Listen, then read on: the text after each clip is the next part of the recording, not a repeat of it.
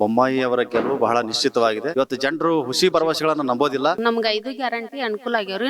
ನಮ್ಗ ಮನ್ಯಾಗ ಗಂಡ ಮಕ್ಕಳನ್ನು ಇಲ್ರಿ, ಎಲ್ಲದಕ್ಕೂ ಅನುಕೂಲ ಆಗೈತ್ರಿ. ಮೊಮ್ಮಕ್ಳು ಸಾಲಿ ಫೀ ಕಟ್ಟಾಕ್ರಿ. ಒಂದ್ ರಸ್ತೆ ಒಂದು ಗುಂಡಿಗಳಿಗೆ ಒಂದು ಹೊಂಡ ಹಾಕಿಲ್ಲ, ಒಂದು ಬುಟ್ಟಿಯಲ್ಲಿ ಎಲ್ಲಿ ಅಭಿವೃದ್ಧಿ ಇದೆ ಕರ್ನಾಟಕ ರಾಜ್ಯದಲ್ಲಿ ತೋರಿಸ್ರಿ.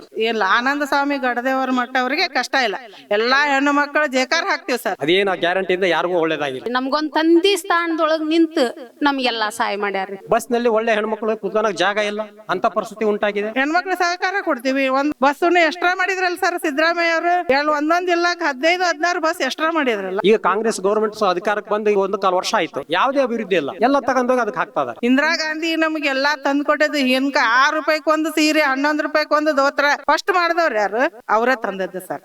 ನಮಸ್ಕಾರ ವೀಕ್ಷಕರೇ, ಇಡೀ ರಾಜ್ಯದಲ್ಲಿ ಕಾಂಗ್ರೆಸ್ಗೆ ಪ್ರಚಂಡ ಗೆಲುವು. ವಿಧಾನಸಭಾ ಚುನಾವಣೆಯಲ್ಲಿ ಗ್ಯಾರಂಟಿಯನ್ನ ಘೋಷಿಸಿ 136 ಸ್ಥಾನ ಗೆದ್ರು. ಇದೀಗ ಗ್ಯಾರಂಟಿಯನ್ನ ಪೂರೈಸಿ ನುಡಿದಂತೆ ನಡೆದಿದ್ದೀವಿ ಅಂತ ಹೇಳ್ತಿದ್ದಾರೆ.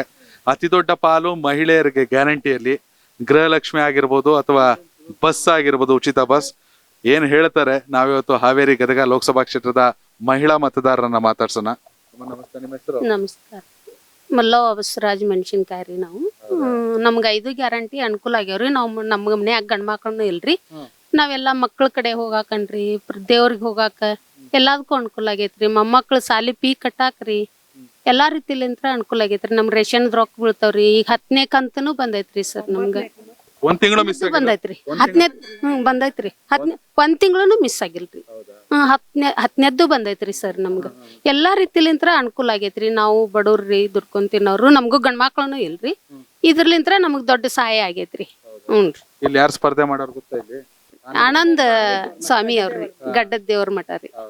ಗೆಲ್ತಾರ? ಗೆಲ್ತಾರ್ರಿ ಅವ್ರು. ಅವ್ರಿಗೆ ಸಹಕಾರ ಕೊಡ್ತೀವ್ರಿ. ನಾವ್ ಎಲ್ಲಾ ಮಹಿಳೆಯರು ಸಹಕಾರ ಕೊಡ್ತೀವಿ. ಅವ್ರ ಎದುರುಗಡೆ ಮಾಜಿ ಮುಖ್ಯಮಂತ್ರಿ ಬೊಮ್ಮಾಯಿ ಅವ್ರು ನಿಂತಿರೋದು, ಕಷ್ಟ ಆಗಲ್ವಾ? ಅವ್ರಿಗೆ ನಮ್ಗ ಏನು ಇದನ್ ಮಾಡೇ ಇಲ್ರಿ, ನಮ್ಗ್ ಸಹಾಯ ಮಾಡಿಲ್ರಿ ಅವ್ರು. ಇವ್ರು ಮಾಡ್ಯಾರ್ರಿ. ಇವ್ರಲಿಂತ್ರ ನಮ್ಗ್ ಸಹಾಯ ಸಿಕ್ಕತ್ರಿ. ಇವ್ರಿಗೆ ನಾವು ಕೊಡ್ತೇವ್ರಿ ಓಟ್. ಕೊಡ್ತೇವ್ರಿ. ಗೆದ್ದೆ ಗೆಲ್ತಾರ್ರಿ. ಹೇಗ ಅನ್ಸುತ್ತೆ ಸಿದ್ದರಾಮಯ್ಯ ಅವರು, ಡಿ ಕೆ ಶಿವಕುಮಾರ್ ಅವ್ರಿಗೆ ಗ್ಯಾರಂಟಿ ಯೋಜನೆಗಳು? ಗ್ಯಾರಂಟಿ ಯೋಜನೆ ಎಲ್ಲಾರ್ಗಿ ಚಲೋನ ಮಾಡ್ಯಾರ್ರಿ, ಚಲೋನ ಐತ್ರಿ. ನಮ್ಗೊಂದ್ ತಂದಿ ಸ್ಥಾನದೊಳಗ್ ನಿಂತು ನಮ್ಗೆಲ್ಲಾ ಸಹಾಯ ಮಾಡ್ಯಾರ್ರಿ. ನಾವ್ ಸಣ್ಣಂದಿರ್ತ್ಲೆ ತಂದಿನೂ ಕಳ್ಕೊಂಡ್ರಿ, ಅವ್ರ ಒಂದ್ ತಂದಿ ಸಮಾನದಾಗ ನಿಂತ ಎಲ್ಲಾ ಸಹಾಯ ಮಾಡ್ಯಾರ ಸರ್. ಸರಿ. ಗೌರಮ್ಮ. ಏನ್ ಮಾಡ್ತೀರಿ? ನಾವು ಹೌಸ್ ವೈಫ್. ಹೇಗಿದೆ ಈ ಸಲ ಇಲ್ಲಿ ರಾಜಕೀಯ? ಆನಂದ್ ಗಡ್ದೇವರ ಮಠ ವರ್ಸಸ್ ಬೊಮ್ಮಾಯಿ. ತುಂಬಾ ಚೆನ್ನಾಗಿದೆ ಸರ್. ಆನಂದ್ ಸ್ವಾಮಿ ಗಡದೇವರ ಮಠ ಅವರಿಗೆ ತುಂಬಾ ಚೆನ್ನಾಗಿದೆ. ಯಾವ ಕಾರಣಕ್ಕೆ? ಈಗ 5 ಗ್ಯಾರಂಟಿ ಕೊಟ್ರಿ ಸರ್. 4 ಗ್ಯಾರಂಟಿಯಿಂದ ಎಲ್ಲಾ ಹೆಣ್ಮಕ್ಳಿಗೂ ಬಹಳ ಅನುಕೂಲ ಆಗೈತಿ ಸರ್. ಅವ್ರ ಅದರಿಂದ ಈಗ ಬಡಬಗ್ರಿಗೆ ನೋಡ್ರಿ, ಒಬ್ಬೊಬ್ರಿಗೆ ಅಂಕರು ಯಾರು ದಿಕ್ಕ ಇರಂಗಿಲ್ಲ. ಆ 2,000 ರೂಪಾಯಿದಿಂದ ಅವ್ರ ಜೀವನ ಭಾಳ ಸಾಗೈತಿ ಸರ್. ಈಗ ನೋಡಿ, ಈ ಓಣ್ಯಾಗ ದುಡ್ಕೊಂಡ್ ತಿನ್ನೋರು ಭಾಳ ಮಂದಿ ಅದಾರ ಸರ್. ಈಗ ಏನ್ ಕೆಲ್ಸ ಇಲ್ಲ. ಈಗ ಬೇಸಿಗೆಗೆ ಒಂದ್ ಸ್ವಲ್ಪ ಕೆಲ್ಸ ಕಡಿಮೆ ಆಗಿಬಿಟ್ಟೈತಿ. ಆ 2,000 ರೂಪಾಯಿಂದ ಅವ್ರ ಜೀವನ ಸಾಕಾಕೈತಿ. ಈಗ ಅದು ರೇಷನ್ ರೊಕ್ಕ ಬರ್ತೈತಿ ಸರ್. ಈಗ 3 ಮಂದಿ ಇದ್ರ 510 ರೂಪಾಯಿ ಬರ್ತೈತಿ. ಹಿಂಗೆಲ್ಲಾನು ಅವ್ರ ಇದರಿಂದ ಭಾಳ ಸಾಕಾಕೈತಿ. ಈ ಕರೆಂಟ್ ಬಿಲ್ ಉಳ್ಕೊಂತವ್ರಿಗೆ. ಕರೆಂಟ್ ಬಿಲ್ ಕಟ್ಬೇಕಂದ್ರೆ ಈಗ ಮೊನ್ನೆ 2ನೇ ತಿಂಗಳಿಗೆನ ದಂಡ ಹಾಕ್ಬಿಡ್ತಿದ್ರು. ಈಗ ಅದು ಕರೆಂಟ್ ಬಿಲ್ಲ ಇಲ್ಲ ಅಂದ್ರೆ ದಂಡ ಎಲ್ಲಿದ್ದ ಬರ್ತೈತಿ. ಅದು ರೊಕ್ಕ ಉಳ್ಕೊಂಡು ಅವ್ರಿಗೆ ಭಾಳ ಸಹಾಯ ಆಗೈತಿ ಸರ್. ಆಮೇಲೆ ಬಸ್ ಫ್ರೀ ಆಯ್ತು. ಬಸ್ ಫ್ರೀ ಆದ್ರಿಂದ ಎಲ್ಲಾ ಹೆಣ್ಮಕ್ಳು ಅಡ್ಡಾಡ್ಯಾರ, ನಾವು ಅಡ್ಡಾಡಿವಿ. ಎಲ್ಲಾ ಅನುಕೂಲ ಆಗೈತೆ ಸರ್. ಈಗ ಹೋಗ್ಬೇಕಂದ್ರೆ ಈಗ ಒಮ್ಮೆ ಹೋಗಿ ಬಂದ್ರೆ 500 ರೂಪಾಯಿ 400 ರೂಪಾಯಿ ಸಾಲ್ತಿದ್ದಿಲ್ಲ. ಈಗ ಅದು ಉಳ್ಕೊಂತವ್ರಿಗೆ. ದುಡಿ ಮೇಲ್ದಾಗ ಹೋಗೋದ್ ಬಿಟ್ಟು ಮನ್ಯಾಗ ಕುಂದಿರ್ತಿದ್ರ. ಹೋಗಿ ಬಂದೇನ ಅನ್ನೋದು ಎಲ್ಲಾ ದೇವಸ್ಥಾನ ಅದು ನೋಡಿ ಬಂದಾರ. ಎಲ್ಲಾ ಅನುಕೂಲ ಆಗೈತೆ ಸರ್. ಬಸ್ಸಲ್ಲಿ ಏನ್ ಗಲಾಟೆ ಆಗಲ್ವಾ? ಗಲಾಟೆ ಆಗಲ್ಲ ಸರ್. ಅವ್ರ ಗಂಡ ಮಕ್ಕಳು ಅವ್ರು ತಾವು ತಿಳಿದ ತಾವು ಮಾಡಿದ ಗಲಾಟೆ ಸರ್. ಅದು ಯಾರ್ದ ಗಲಾಟೆ ಆಗಲ್ಲ. ಎಲ್ಲ ರೊಕ್ಕ ಕೊಟ್ಟು ನಿಂತ್ಕೊ ಬರ್ಬೇಕು ಅಂತ ಏನಿಲ್ಲ ಸರ್. ಎಲ್ಲಾ ಸಹಕಾರ ಕೊಡ್ತೀವಲ್ಲ ಹೆಣ್ಮಕ್ಳು ಸಹಕಾರ ಕೊಡ್ತೀವಿ. ಒಂದ್ ಬಸ್ ನಿಂತು ಹತ್ತಿದ್ರೆ ಮುಗಿದ್ ಹೋತು. ಬಸ್ಸನ್ನು ಎಕ್ಸ್ಟ್ರಾ ಮಾಡಿದ್ರಲ್ಲ ಸರ್ ಸಿದ್ದರಾಮಯ್ಯ ಅವರು. ಒಂದೊಂದ್ ಜಿಲ್ಲಾಕ್ 15-16 ಬಸ್ ಎಕ್ಸ್ಟ್ರಾ ಮಾಡಿದ್ರಲ್ಲ. ಮತ್ತ ಅವ್ರು ಅದಕ್ಕೆ ಹೋಗ್ತಾರ ಬರ್ತಾರ ಸರ್. ಏನ್ ಪ್ರಾಬ್ಲಮ್ ಇಲ್ಲ. ಹಿಂದೆ ಶಿವಕುಮಾರ್ ಉದಾಸಿ ಅವ್ರು ಸತತವಾಗಿ ಗೆಲ್ತಿದ್ರು ಇಲ್ಲಿ. ಈ ಸಲ ಅವ್ರು ನಿಲ್ಲಿಲ್ಲ, ಬೊಮ್ಮಾಯಿ ಟಿಕೆಟ್ ಕೊಟ್ಟವ್ರು. ಬೊಮ್ಮಾಯಿ ಕಷ್ಟ ಇಲ್ಲ ಸರ್. ಕಷ್ಟ ಅವ್ರಿಗೆ ಕಷ್ಟ ಅರ ಸರ, ನಮಗ್ ಕಷ್ಟ ಇಲ್ಲ. ಇಲ್ಲ ಆನಂದ ಸ್ವಾಮಿ ಗಡದೇವರ ಮಠ ಅವ್ರಿಗೆ ಕಷ್ಟ ಇಲ್ಲ. ಎಲ್ಲಾ ಹೆಣ್ಣು ಮಕ್ಕಳು ಜೇಕಾರ ಹಾಕ್ತಿವಿ ಸರ್. ಅವರೇ ಬಂದೇ ಬರ್ತಾರ ಅನ್ನೋದು ಗ್ಯಾರಂಟಿ ಐತಿ ಸರ್.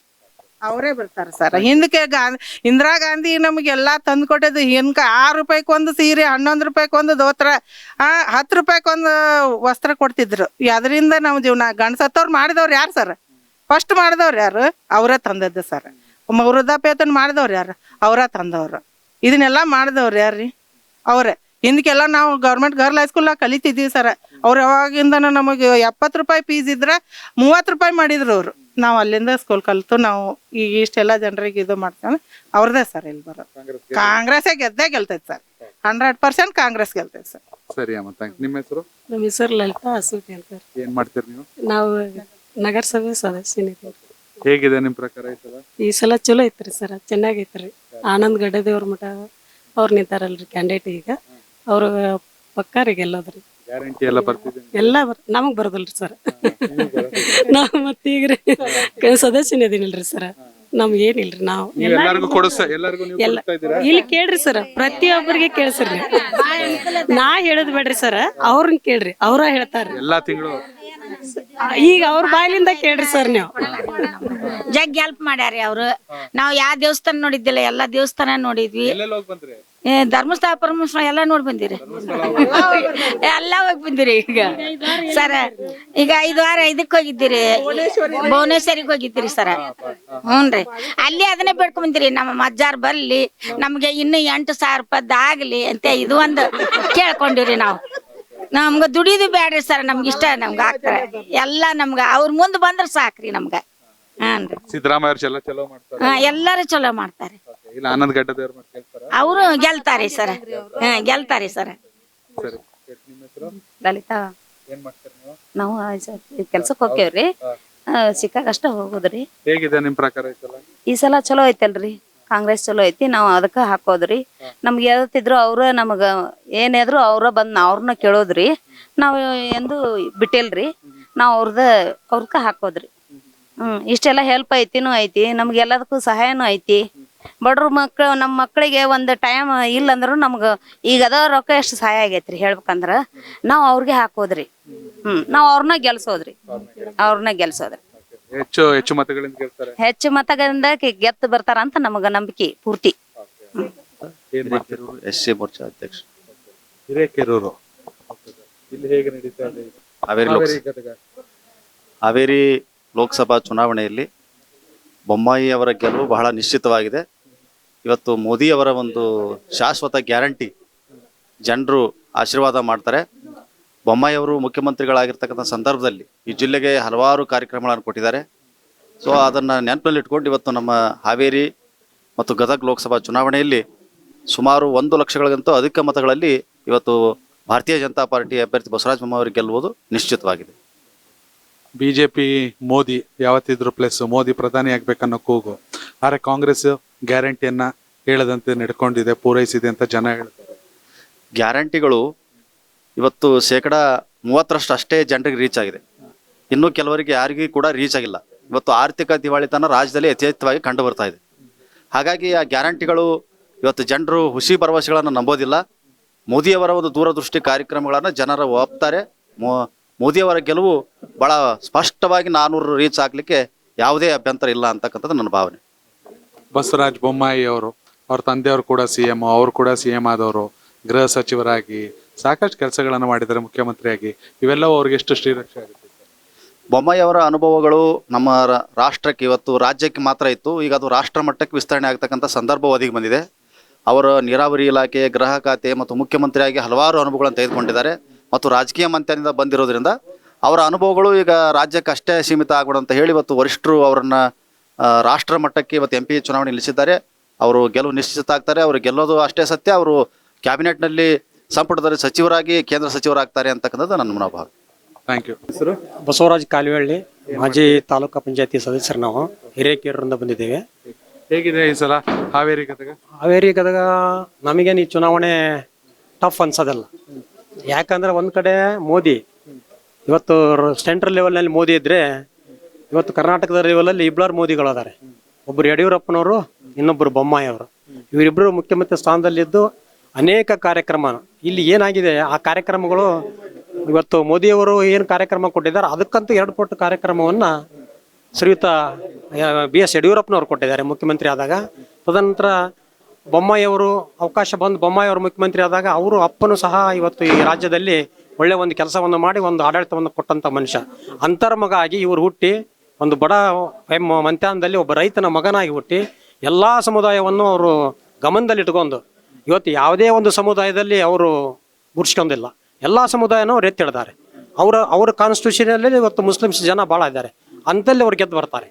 ಆದರೆ ಅದರ ಅರ್ಥ ಏನಂದ್ರೆ ಎಲ್ಲ ಸಮಾಜವನ್ನು ಒಂದು ಕೈಯಲ್ಲಿ ಎರಡು ಕೈಯಲ್ಲಿ ಹಿಡ್ಕೊಂಡು ತೂಕ ಮಾಡ್ಕೊಂಡು ತಗೊಂಬಂದಂಥ ಒಬ್ಬ ವ್ಯಕ್ತಿ ಇದ್ದರೆ ಅದು ಬೊಮ್ಮಾಯಿ ಅವರು. ಈ ಬೊಮ್ಮಾಯಿ ಅವ್ರು ಹಂಗಿರೋದ್ರಿಂದ ಈ ಸಲ ಖಂಡಿತವಾಗಿ ಅವ್ರು 1 ಲಕ್ಷ ಚಿಲ್ಲರೆ ಓಟ್ನಲ್ಲಿ ಅವ್ರು ಗೆಲ್ತಾರೆ. ಅದ್ರ ಬಗ್ಗೆ ನೋಡೋರು. ಗ್ಯಾರಂಟಿಗಳು ಯಾವ್ದು ಅಡ್ಡಿ ಆಗಲ್ಲ. ಗ್ಯಾರಂಟಿಗಳು ಅಡ್ಡಿ ಆಗಕ್ಕೆ ಏನಾಗಿದೆ ಅಂದ್ರೆ ಸರ್, ಇಲ್ಲಿ ದಲಿತರಿಗೆ ಕೊಡ್ತಕ್ಕಂಥ ಅಮೌಂಟನ್ನೇ ತಗೊಂಡೋಗಿ ದಲಿತರಿಗೆ ಹಂಚ್ತಾ ಇದ್ದಾರೆ. ಈಗ ಉದಾಹರಣೆಗೆ 12,000 ಈಗ 25,000 ಕೋಟಿ ರೂಪಾಯಿನ STP TSP ಇದ್ದಂಥ ಅಮೌಂಟನ್ನು ತಗೊಂಡೋಗಿ ಅದನ್ನ ಇವತ್ತು ಆ ಅನುದಾನಗಳಿಗೆ ಹಾಕ್ಯಂದಾರೆ. ಏನು 5 ಭಾಗ್ಯವನ್ನು ಕೊಟ್ಟಿದ್ದಾರೆ ಕಾಂಗ್ರೆಸ್ ಸರ್ಕಾರದವರು, ಆ ಭಾಗ್ಯಕ್ಕೆ ದಲಿತರ ಅಮೌಂಟನ್ನೇ ಹಾಕ್ಯಂದಾರೆ. ಇವತ್ತು ದಲಿತರಿಗೆ ಒಂದು ಬೋರ್ ಇಲ್ಲ, ದಲಿತರಿಗೆ ಒಂದು ಎಕರೆಯಲ್ಲಿ ಹೊಲ ಕೊಟ್ಟಿಲ್ಲ, ಒಂದು ರಸ್ತೆ, ಒಂದು ಗುಂಡಿಗಳಿಗೆ ಒಂದು ಮಣ್ಣು ಹಾಕಿಲ್ಲ, ಒಂದು ಬುಟ್ಟಿಯಲ್ಲಿ. ಎಲ್ಲಿ ಅಭಿವೃದ್ಧಿ ಇದೆ ಕರ್ನಾಟಕ ರಾಜ್ಯದಲ್ಲಿ ತೋರಿಸ್ರಿ. BJP ಸರ್ಕಾರದಲ್ಲಿದ್ದಾಗ ಯಾರು ಅಭಿವೃದ್ಧಿ ಮಾಡಿದ್ರು? ಈಗ ಕಾಂಗ್ರೆಸ್ ಗೌರ್ಮೆಂಟ್ ಅಧಿಕಾರಕ್ಕೆ ಬಂದು ಈಗ ಸುಮಾರು 1.5 ವರ್ಷ ಆಯಿತು, ಯಾವುದೇ ಅಭಿವೃದ್ಧಿ ಇಲ್ಲ. ಎಲ್ಲ ತಗೊಂಡೋಗಿ ಅದಕ್ಕೆ ಹಾಕ್ತಾ ಇದ್ದಾರೆ. ಅದು ಭಾಳ ಜನಕ್ಕೆ ಕೆಲವು ಅನ್ನಭಾಗ್ಯ ಕೆಲವು ಜನಕ್ಕೆ ಬಿಟ್ಟರೆ ಉಳಿಕೆದೆಲ್ಲದು ಇದು ವೇಸ್ಟ್. ಇದು ಬಸ್ನಲ್ಲಿ ಒಳ್ಳೆ ಹೆಣ್ಮಕ್ಳು ಕುತ್ಕೊಳಕ್ಕೆ ಜಾಗ ಇಲ್ಲ, ಅಂಥ ಪರಿಸ್ಥಿತಿ ಉಂಟಾಗಿದೆ.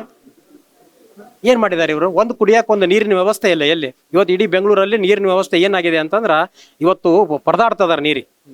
ಇಂಥ ಸನ್ನಿವೇಶದಲ್ಲಿ ಒಂದು ಬೋರ್ ಹೊಡಿಸಿ ಒಂದು ನೀರು ಕೊಡೋಕೆ ಆಗ್ತಾ ಇಲ್ಲ ಇವತ್ತು ಈ ಸರ್ಕಾರಕ್ಕೆ. ಇವ್ರೇನು ಅಭಿವೃದ್ಧಿ ಮಾಡ್ತಾರೆ ಇನ್ನು? ಗ್ಯಾರಂಟಿ ಸುಮ್ಮನೆ ಅದಂಗ ಗ್ಯಾರಂಟಿ, ಅದೇನು ಆ ಗ್ಯಾರಂಟಿಯಿಂದ ಯಾರಿಗೂ ಒಳ್ಳೇದಾಗಿಲ್ಲ. ಎಷ್ಟು ಲೀಡಲ್ ಗೆಲ್ತಾರೆ ಅಂದ್ರೆ 1 ಲಕ್ಷದ ಮ್ಯಾಲ ಗೆಲ್ತಾರೆ ಬೊಮ್ಮಾಯಿ ಸರ್. ಅವ್ರ ವೈಯಕ್ತಿಕ ವರ್ಚಸ್ಸು ಚೆನ್ನಾಗಿದೆ. ಬಟ್ ನಮ್ಮ ಹಿರೇಕೆರೆ ತಾಲೂಕು ಹಾವೇರಿ ಜಿಲ್ಲೆಯಲ್ಲಿ ಹಾನಗಲ್ ಇರಲಿ, ಇವತ್ತು ಬ್ಯಾಡಗಿ ಇರಲಿ, ಗದರ್ ಇರಲಿ, ರಾಣೆಬೆನ್ನೂರು ಇರಲಿ, ಎಲ್ಲ ಮಾಜಿ ಹಾಲಿ MLAಗಳು ಅವ್ರಿಗೆ ಭಾಳ ಕಷ್ಟಪಟ್ಟು, ಯಾಕಂದ್ರೆ ಅವ್ರು ಮುಖ್ಯಮಂತ್ರಿ ಆದ ಸಂದರ್ಭದಲ್ಲಿ ಎಲ್ಲರಿಗೂ ಇವರಿಗೆ ಅನುದಾನವನ್ನು ಕೊಟ್ಟು ಆ ತಾಲೂಕು ಅಭಿವೃದ್ಧಿ ಮಾಡಿದ್ದಾರೆ.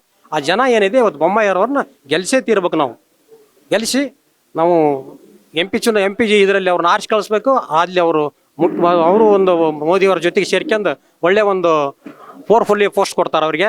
ಅವಾಗ ಅವ್ರು ಇನ್ನೂ ಈ ರಾಜ್ಯ, ಈ ತಾಲೂಕು, ಈ ಹಾವೇರಿ ಜಿಲ್ಲೆ ಇನ್ನೂ ಉತ್ತಮ ಸ್ಥಾನದಲ್ಲಿ ಬರ್ತೈತೆ ಅನ್ನೋದಕ್ಕೆ ನಮ್ಮ ಆಶೆ ಇದೆ. ಅದೇ ಹಾಗೆ ಆಗ್ತದೆ ಖಂಡಿತ. Thank you.